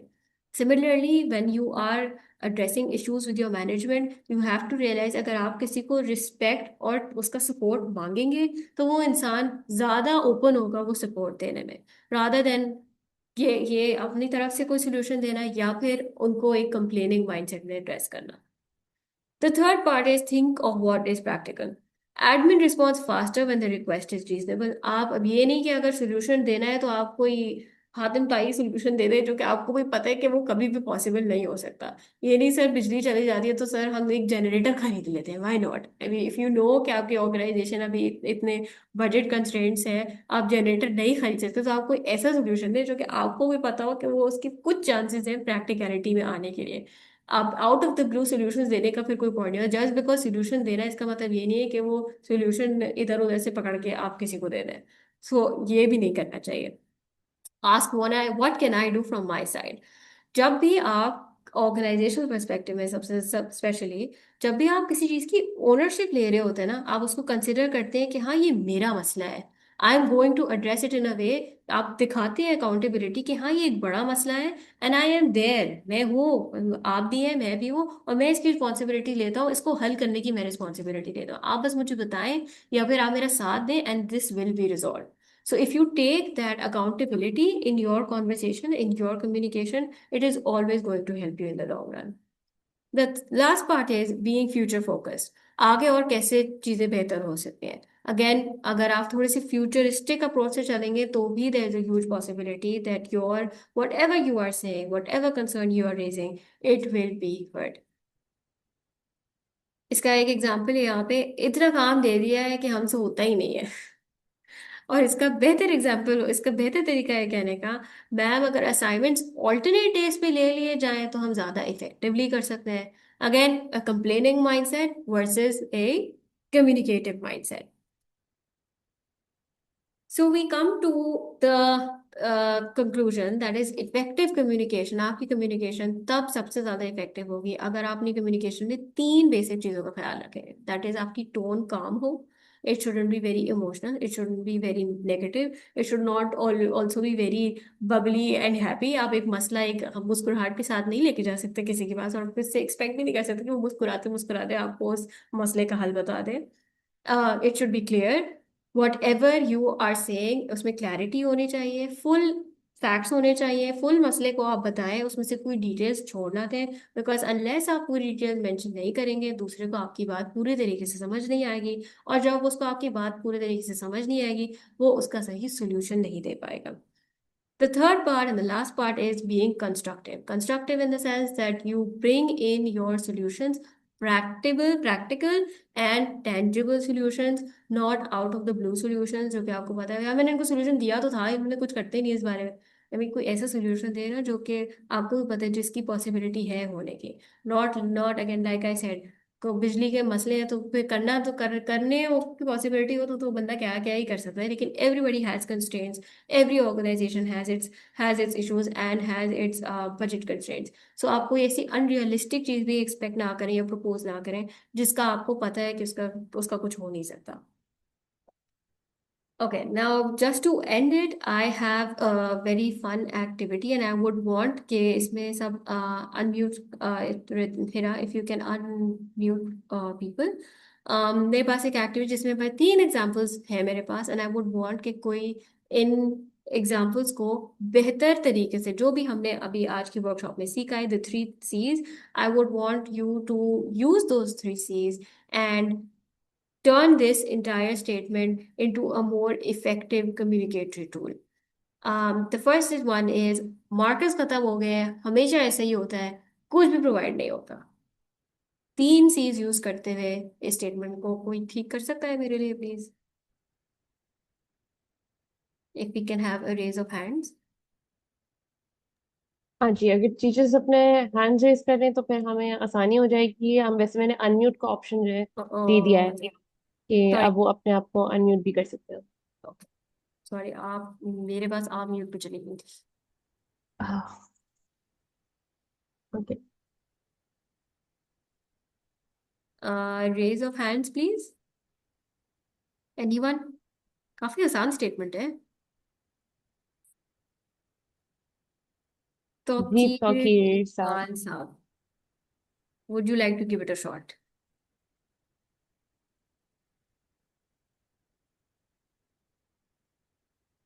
क्या आपकी आवाज नहीं आ रही है?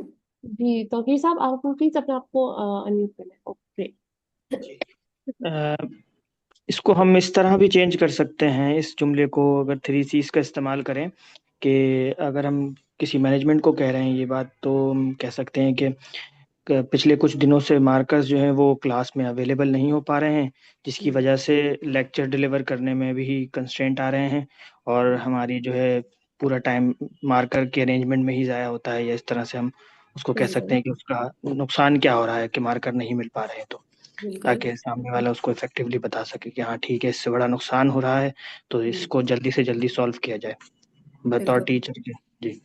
Very good, very good. Can would anyone else like to give another input on this? कोई और इसको अटेम्प्ट करना चाहेगा? 3 अस्सलाम पार्टिसिपेंट वालेकुम। हैं। जी जी, वालेकुम सलाम।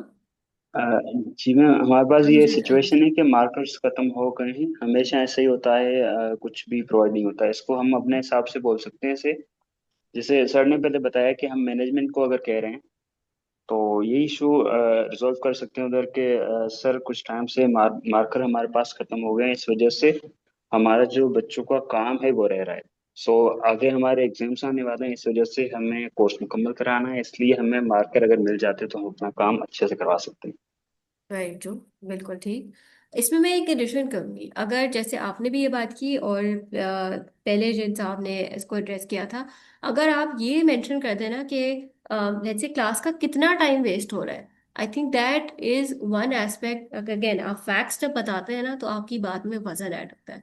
अगर आप ये कहेंगे ना क्लास का सर बहुत मैम टाइम वेस्ट देखिए ना, होता है, अगर if you just say to इसलिए विवेक एग्जाम कि मेंशन करें, सॉरी, आप कुछ कह रहे हैं? मैंने कहा इसलिए एग्जाम्स का टाइम मेंशन किया है कि बच्चों के एग्जाम आने वाले हैं, इसलिए उनका नुकसान हो रहा है। हाँ, that is one way to go about it. इसको आप अगर ठीक है, और सकते हैं किसी कि वे में करना चाहें तो हाँ, आप ये भी कर सकते हैं कि अगर हर वो क्लास मास्टर में को तकरीबन। रिफिल का कोई प्रोसेस बनाने और हफ्ते में एक सॉरी दफा ये सॉरी, फिल कर आप दे, और हम भी इसमें थोड़ा पार्टिसिपेट सा करेंगे और ये फिल हो जाए तो अच्छा है। मुझे आपकी बात बिल्कुल भी समझ नहीं है, आप अपने आप को रिपीट कर सकती हैं प्लीज? हेलो, क्या स्क्रीन पे नाम लगारी लिखा हुआ आ रहा था? हेलो, अगर जी ये मैं कहा जी जी, मुझे आपकी आवाज आ रही है। अगर ये कहा जाए कि अगर ये कहा जाए कि मार्कर्स जो है वो खत्म हो चुके हैं, और अगर हम इनको रीफिलिंग के लिए हम एक प्रोसीजर रख देते हैं या किसी की जिम्मेदारी लगा लेते हैं, तो वीकली इसको रीफिल करके क्लास शुरू होने से पहले ही रखा जाए तो हम्म। काफ़ी बेहतर रहेगा, और हम वो प्रॉब्लम सोल्यूशन के साथ लेके आएंगे। That is the communication and plus complaining, दोनों एक साथ ही हो रहा है, उसका हम लोग सोल्यूशन भी दे रहे हैं, तो इस तरह वेरी भी गुड, इसको बेहतर बनाया जा सकता है। वेरी गुड, बहुत बहुत अच्छा, बहुत अच्छा। ओके, अब मैं इसका एक आपको इसका एक सोल्यूशन भी दिखाती हूँ, इन केस हमने इसमें कुछ मिस आउट कर दिया तो। सर मार्कर्स ग्रेड 7 क्लासेस में खत्म हो गए हैं, अगर वीकली रीफिल स्केड्यूल बना दिया जाए तो बच्चों का काम स्मूथली हो पाएगा।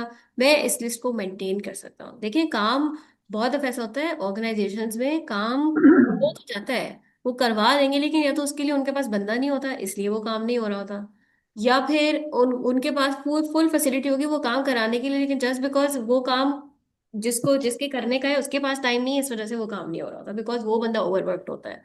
और ये कितनी सैड बात है कि काम हो सकता है लेकिन जस्ट बिकॉज कोई इंसान फ्री नहीं है या जिसके करने का वो काम है वो अवेलेबल नहीं है, वो आया नहीं है, वो जिम्मेदार नहीं है, XYZ कैन बी एनीथिंग, उसकी वजह से वो काम नहीं हो रहा। तो अगर आप एट टाइम्स उस बात की ओनरशिप लेना शुरू कर दें तो उसमें आपकी ही आसानी है। तो दिस इज वन एग्जाम्पल। यहाँ पे क्लैरिटी भी आपको नजर आ रही है, यहाँ पे कामनेस अगेन वो आपकी टोन पे डिपेंड करता है, आप टोन किस तरीके से अपने इस्तेमाल करते हैं। एंड कंस्ट्रक्टिव, दैट इज आप कोई सजेशन आगे अपनी तरफ से दें। सेकंड एग्जाम्पल की तरफ चलते हैं। पेरेंट्स कभी होमवर्क कंप्लीट नहीं करवाते हैं, बच्चों का काम वेस्ट हो जाता है। इस पे कौन कमेंट कर सकता है, इसको कौन बेहतर करने की सजेशन दे सकता है मुझे?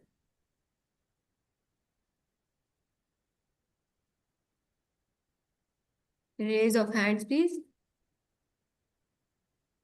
हमारे पास कुछ टीचर्स ने पहले से ही रेज ऑफ हैंड भी किया हुआ था, तो अगर वो भी कंटिन्यू करना चाहे कर सकते हैं। श्योर। मिस अदीला ने आई थिंक अभी अभी हैंड रेज किया है, ओके, तो मिस अदीला आप जो है अदीला। प्लीज अनम्यूट करके शेयर करें। अस्सलाम वालेकुम। वालेकुम वालेकुम सलाम। सलाम। काम तो हम बच्चों को क्लास में करवा सकते हैं, पेरेंट्स बच्चों को बस स्कूल भेज दें, हमारे लिए इतना ही काफी है, और उनके पास नोट्स बुक हो। ठीक, सही है। अब हमारी जिम्मेदारी है कि उनको काम करवा दें कंप्लीट। ये देखिए, ये अगेन यहाँ पे I would say this is wrong, because homework घर पे ही होना चाहिए ना, वो आपकी जिम्मेदारी तो नहीं है। ये देखिए, बात को थोड़ा सा समझने की कोशिश करें। होमवर्क इस आप उस तरह का चीज हो की ना, जो क्लास में क्लियर किया हो, ताकि उन्हें प्रॉब्लम ना हो, बच्चे आसानी से कर सके खुद। समझाने की हद तक है ऐसे, अगर बच्चे को होमवर्क समझ नहीं आ रहा है तो श्योर, लेकिन यूजुअली जहाँ तक मेरा ख्याल है, मेरी अंडरस्टैंडिंग है, होमवर्क आप उसी चीज पे देते हैं जो कि क्लास में डिस्कस हो चुकी होती है, राइट। वो कभी भी कोई ज्यादातर बहुत दफा वैसा ही होता है कि वो कोई नई चीज नहीं होती, आप क्लास में एक चीज कराते हैं और उसका थोड़ा सा ऊपर नीचे का वर्जन आप होमवर्क के लिए देते हैं। तो अगर हाँ, उस बच्चे ने एटलीस्ट ट्राई तो किया हो, वो फिर आपके पास दूसरे दिन आए, मैडम ये मुझसे हो नहीं रहा, ये मुझे समझ नहीं आ रहा, लेकिन ये बात पे तो वो बहाना ही बन जाएगा कि आप कहते हैं कि हम करा लेंगे homework. That shouldn't be the case. कोई और इसको और अटेम्प्ट करना चाहेगा? हेलो, अस्सलाम जी। वालेकुम। वालेकुम सलाम। अच्छा, मैं ये कहना चाहूंगी कि हम इसको इस तरह से भी कह सकते हैं, अगर बच्चे अपना होमवर्क कर कर आए तो ज्यादा अच्छा परफॉर्म कर सकते हैं क्लास में, लेकिन करके नहीं आते। ओके, और इसका क्या आप सोल्यूशन क्या प्रोवाइड करोगे? सोल्यूशन ये हो सकता है कि हम बच्चों की काउंसलिंग करें इस चीज के लिए, और एक नोट Okay. बच्चों के घर जरूर जाए। एक नोटिस रहना चाहिए ना कि आप लोग जो है, या उनके साथ मीटिंग्स रखी जाएं कि होमवर्क जरूर करवाएं और होमवर्क शॉर्ट दिया जाए। बिल्कुल बिल्कुल, that's an excellent answer, very good. हम यहाँ देखते हैं हमारे पास यहाँ पे क्या है। I noticed some students consistently don't complete homework. मैंने ये देखा है, अगर आप अपने मैनेजमेंट के पास जाते हैं, किसी सीनियर के पास जाते हैं ये मसला लेके, तो आप उनको पहले ये मसला बताएंगे, विच इज मैंने नोटिस किया है या मेरी देखने में आया है कि बच्चे अपना होमवर्क टाइम पे कंप्लीट नहीं करते हैं, और ये कंसिस्टेंटली ऐसा ही हो रहा है। Can we send a shortly weekly reminder to parents? हम कोई ऐसा सिस्टम निकाल सकते हैं जिससे हम पेरेंट्स को वीकली रिमाइंडर्स दे सकें कि आपके बच्चे को हमने ये काम दिया है, आप प्लीज मेक श्योर करें कि आपका बच्चा ये काम कर कर आए। हर हर वीक या बाई वीकली, जैसा आप लोगों को feasible लगे। I can draft a message to make it easy for the school to send. See now you are showing again ownership. अगर आपने कोई मशवरा दे भी दिया, लेकिन अगेन वही वाली बात, अगर उनके पास टाइम नहीं है ये करने का, मशवरा बहुत अच्छा है, टाइम नहीं है करने का या करवाने का, तो फिर आपका मशवरे का कोई फायदा नहीं हुआ, राइट, क्योंकि वो इम्प्लीमेंट नहीं हो रहा। अगर आप थोड़ी सी ओनरशिप, अगेन वो भी आपको देखने की जरूरत है कि आप उस काम की कितनी ओनरशिप ले रहे हैं, आप इतनी मैनेज कर भी सकते हैं कि नहीं अपनी कैपेसिटी में। अगर आप थोड़ी सी ओनरशिप लें, ये कह के कि मैं वो मैसेज ड्राफ्ट कर देती हूँ या मैं वो ईमेल बना देती हूँ, या आपका जो भी तरीकेकार है पेरेंट्स को रिमाइंडर देने का, जो भी आप उसका कम्युनिकेशन चैनल यूज करना चाह रहे हैं, चाहे वो रिटन लेटर है, वो व्हाट्सएप मैसेज है, वो ईमेल है, वो कोई भी कुछ भी है, कोई भी तरीके कार है ऑफ सेंडिंग रिमाइंडर, मैं उसका मैसेज ड्राफ्ट कर दूं ताकि वो इजी हो। मतलब आप उस प्रोसेस को फैसिलिटेट करने की पूरी हद तक कोशिश करें। क्यों? क्योंकि उसमें आपकी ही आसानी है, आपका ही मसला सॉल्व हो रहा है।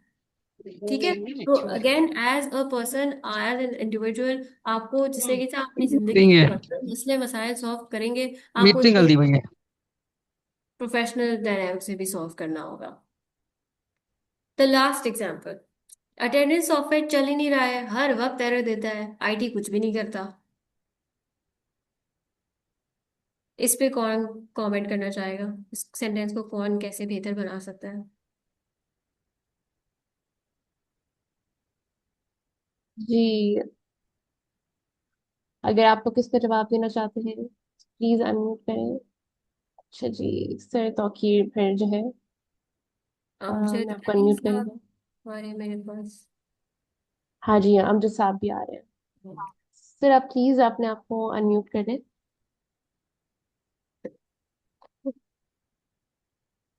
जी जी, अमजद अस्सलाम साहब। वालेकुम मैम। वालेकुम वालेकुम सलाम। सलाम। मैम, हमारे पास ये इशू है कि अटेंडेंस सॉफ्टवेयर चल ही नहीं रहा, हर वक्त एरर देता है, आईटी कुछ भी नहीं करता। ठीक है, तो हम इसे कंस्ट्रक्टिव वे में कह सकते हैं कि अटेंडेंस सॉफ्टवेयर में कोई प्रॉब्लम आ गई है और इस वजह से बच्चों की अटेंडेंस रह रही है, इसलिए हमें आईटी ऑफिस फोन करना चाहिए ताकि वो इसको दोबारा ठीक कर सके। Okay, very well, very good. Anyone else?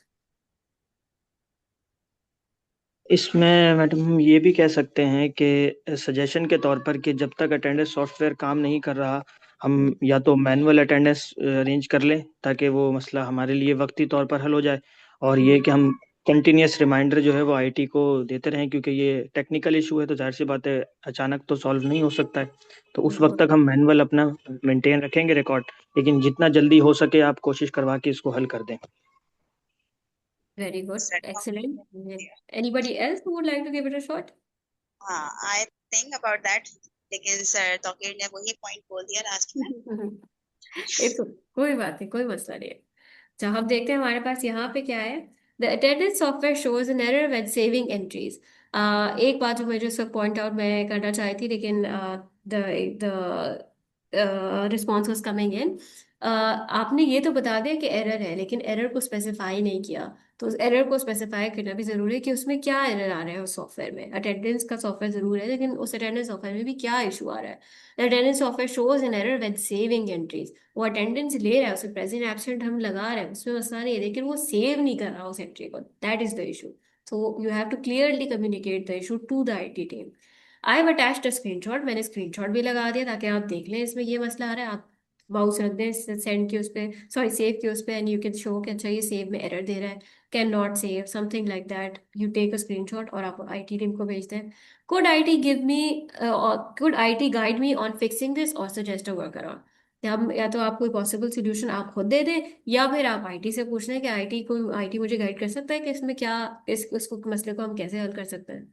So that is basically you are giving clarity, you are being calm in whatever you are saying, and you are being constructive. ठीक है? That's pretty much how this entire communication channel can be facilitated in the most effective way. Since हम above time चले गए हैं थोड़ा बहुत, I would like to wrap up the session now. So wrapping up, major key points that we have discussed in today's workshop are basically: number one, communication is key in both personal and your professional life. चाहे आप आप किसी से बात, बच्चों से बात करें, बड़ों से बात करें, अपने बहन भाइयों से बात करें, रिश्तेदारों से बात करें, कोई चीज़ खरीद रहे हो, कोई चीज़ बेच रहे हो, कम्युनिकेशन हमेशा हमेशा आपके साथ ताउम्र चलेगी, और उसकी आपसे कभी जान नहीं छूट सकती। So the best way to ace in life, अपने अपने आप को एक सक्सेसफुल इंडिविजुअल बनाना, पर्सनली प्रोफेशनली अपनी कम्युनिकेशन को स्किल्स को बेहतर करना, एक वाहिद तरीका है कि इंसान जिंदगी में आगे बढ़ सके। The second point, complaining mindset will never solve problem. मसले अगेन जिंदगी में हर एंड पर होंगे, हमारी पर्सनल लाइफ में भी होते हैं, प्रोफेशनल लाइफ में उससे ज़्यादा होते हैं एट टाइम्स, लेकिन उन पे रोना या उन पे वाइन करने से कभी कुछ नहीं होगा। You will have to work towards it. You will have to be in that attitude कि ये मसला है, इस मसले को मैंने हल करना है। और आप देखेंगे जब आपकी ऑर्गेनाइजेशन में ये देखा जाएगा that you are an individual who is very good at solving problems। जब आपने ये बात सुनी होगी, देखी भी होगी, कभी कभी जब आप कोई नई नई नौकरी पे जा रहा होता है, उसको कहते हैं यार काम स्लो करना, जल्दी नहीं करना वरना और काम मिलेगा। This is exactly what happens when people see. जब लोग देखते हैं, एज मैनेजमेंट दिखता है कि आप अच्छे हैं, माहिर हैं मसले सॉल्व करने में, दे आर द वन, वो बंदा आपके पास आएगा और आपको ही बड़े बड़े प्रोजेक्ट्स, बड़े बड़े मसले फिर बताने लगेगा ताकि आप उन मसलों का हल निकालें। राइट? और फिर उसी तरीके कार से व्हेन दे सी कि आपके अंदर पोटेंशियल है चीज़ों को हल करने की, आपके अंदर, इसका मतलब कि वो रेजिलियंस है प्रोग्रेशन की, कि आप आगे और जा सकते हैं। क्योंकि मसले तो हर जगह होंगे, चाहे आप जितनी बड़ी पोजीशन पे चले जाएं, चाहे आप जितनी छोटी पोजीशन पे हो, आप मिडिल मैनेजमेंट की पोजीशन पे हो, मसले आर पार्ट ऑफ लाइफ। आपके कॉलेज के साथ मसले होंगे, वर्क रिलेटेड मसले होंगे, इंफ्रास्ट्रक्चर रिलेटेड मसले होंगे, मसले will never and, and they could be the smallest of issues, कि किसी की बात किसी को बुरी लगी वर्क प्लेस में, या फिर कोई बड़ा से बड़ा भांड की गलत फाइल किसी पार्टी को चली गई, कुछ भी हो सकता है, मसले हमेशा होंगे। But how you solve those problems is always going to make you stand out. आपने उस गलती हो गई, वो मसला आ गया, लेकिन आपने उसको हल कैसे किया। जब लोग देखते हैं कि हाँ ये इस बंदे में दम है, इसने इस बात को हल कैसे किया है, that is when you shine yourself, and that is what is needed. A communicating mindset will always be greater than a complaining mindset. And lastly, for effective communication, you need to have a calm structure in whatever you're saying. You have to be clear and you have to be constructive. That is pretty much from my end for today's workshop. I hope you all enjoyed the session and you learned something from this entire workshop. Hira, this is now all on you. हाँ जी, नहीं, thank you so much Ramsha, आपने हमें बहुत ही जबरदस्त तरीके से जो है एक बहुत अहम जो है टॉपिक समझाया है। एंड आई थिंक कि इसमें मुझे भी खुद बहुत सारी लर्निंग हुई है।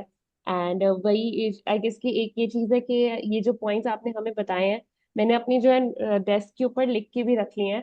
कामनेस एंड जो आपके 3 C से, एंड Yeah. वो जो है बिकॉज आई थिंक कि ये चीज़ जो है ना बार बार जो है हमें अपने आप को याद दिलाना भी बहुत Right. जरूरी है। बिकॉज कहना तो आसान है कंस्ट्रक्टिविज्म, बट लाइक अब बार बार प्रैक्टिस करना एक Yeah. मुश्किल काम है। लेकिन स्पेशली जब हम की प्रॉब्लम के अंदर स्टक होते हैं, फ्रस्ट्रेटेड होते हैं, तो उसमें जो है उसको फौरन जो है अपने आप अपने ब्रेन को ट्रेन करना कि फौरन मैं सुकून में आऊं और ऐसी जो है चीज सोचूं कि एक्चुअल में जो है प्रॉब्लम को सोल्यूशन निकाल सके। तो वो जो है ना बहुत जरूरी है। सो इंशाल्लाह जो है हम रमशा के साथ जो है दोबारा मिल रहे होंगे इन दिसंबर। इसका इस सेशन का जो है ये एंड नहीं है, इसके अंदर एक और नेक्स्ट पार्ट भी है जो इंशाल्लाह जो है शेयर हो रहा होगा आपके साथ वेरी सून, आपके स्टीम के व्हाट्सएप ग्रुप्स पे और हमारे स्टीम चैनल पे। तो आप लोग का बहुत बहुत शुक्रिया, आप लोग एंड तक हमारे साथ रहे।